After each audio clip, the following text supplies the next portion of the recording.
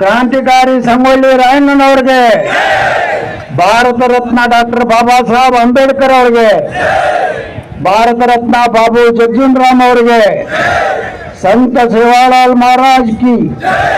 ಅಂಬಿಗರ ಚೌಡಯ್ಯನವರಿಗೆ, ವಿಶ್ವಗುರು ಬಸವೇಶ್ವರ ಅವರಿಗೆ, ರಾಜಮಾತಾ ಇಲ್ಲಾಬಾಯಿ ಹೋಳ್ಕರ್ ಅವರಿಗೆ, ಮಹರ್ಷಿ ವಾಲ್ಮೀಕಿ ಅವರಿಗೆ, ಸ್ವಾತಂತ್ರ್ಯ ವೀರ ಸಾವರ್ಕರ್ ಅವರಿಗೆ ಜೈ ಶ್ರೀರಾಮ್.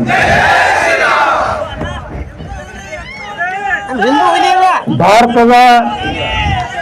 2024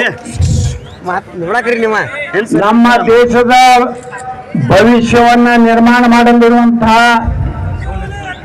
ಸಾರ್ವತ್ರಿಕ ಲೋಕಸಭಾ ಚುನಾವಣೆಯ